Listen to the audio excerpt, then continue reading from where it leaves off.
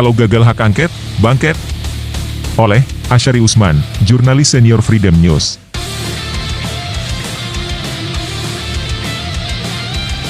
Dalam beberapa hari ini, ada indikasi hak angket untuk Pilpres curang terstruktur, sistematis, dan masif, TSM, akan gagal digulirkan.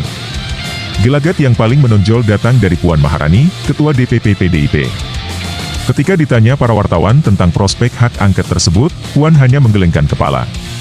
Pertanda tidak ada. Sebelum ini pun Puan memperlihatkan keengganannya untuk menggulirkan hak angket. Sebaliknya, Puan menunjukkan hasratnya untuk membangun hubungan dengan Prabowo Subianto.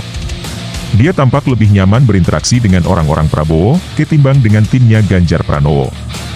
Dari sini saja harus diakui, kemungkinan kegagalan hak angket DPR jauh lebih kuat dibandingkan bergulir. Sebab, Puan adalah figur sentral yang berperan utama untuk menentukan jadi atau tidaknya hak angket. Pertama, dia adalah orang nomor 2 di PDIP. Kedua, Puan juga menduduki posisi terpenting di struktur parlemen yaitu sebagai Ketua DPR. Kedua posisi yang dipegang Puan ini sangat kuat untuk mencegah pengguliran hak angket. Oleh karena itu, kita lebih baik memikirkan cara lain untuk membongkar kecurangan TSM Pilpres 2024. Sebelum kita teruskan tentang cara lain itu, tampaknya perlu ditelisik sedikit, mengapa Puan enggan melanjutkan hak angket. Ada apa? Apa yang menjadi penyebab utamanya?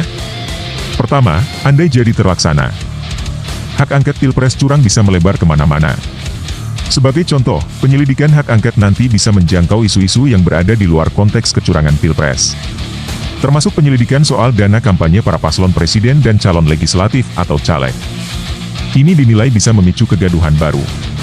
Apalagi kalau panitia khusus atau pansus hak angket sampai bisa menemukan hal-hal yang mencurigakan, perihal aliran dana kampanye ke para kontestan. Besar kemungkinan, aspek inilah yang terlintas di kepala Puan Maharani, yang membuatnya enggan mendukung hak angket. Kedua, pengungkapan kasus korupsi BTS Kominfo, pembangunan menara komunikasi base transceiver station 4G, sempat menyebut-nyebut nama suami Puan, Hapsoro Sukmono Hadi. Hampir pasti, ini yang membuat Puan untuk menggagalkan hak angket. Dugaan keterkaitan Hapsoro dengan skandal korupsi BTS itu pula yang tampaknya mendorong Puan untuk merapat ke kubu Prabowo. Dengan harapan agar di bawah pemerintahan Prabowo, yang berkemungkinan akan disahkan oleh MK, kelak, posisi suaminya bisa aman. Yang ketiga, selain mengancam suami Puan, hak angket bisa juga mengancam sekian banyak terduga penerima duit korupsi BTS di lingkungan DPR maupun jajaran eksekutif. Diperkirakan total kerugian negara mencapai 8 triliun rupiah.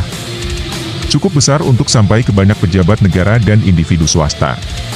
Karena itu, boleh jadi hak angket Pilpres curang akan terbentur pada skandal korupsi BTS. Namun demikian, ada saja kemungkinan Puan berubah sikap. Hanya, DPR memulai reses 5 April 2024. Masa sidang berikutnya baru akan dimulai pada 5 Mei 2024. Sehingga, momentum hak angket semakin lemah dan waktu yang tersedia makin pendek.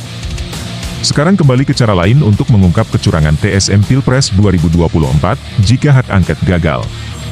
Apakah masih ada jalan yang bisa ditempuh? Ada saja yang bisa muncul secara spontan. Artinya, rakyat akan sangat marah karena cara-cara konstitusional lewat hak angket tidak terlaksana. Tidak tertutup kemungkinan mereka menempuh hak bangket. Yaitu hak yang mungkin dirasakan oleh rakyat sebagai hak yang melekat sejak lahir. Dengan hak bangket, rakyat bisa menggelar penyelidikan yang efisien dan ringkas. Dijamin bebas dari KKN.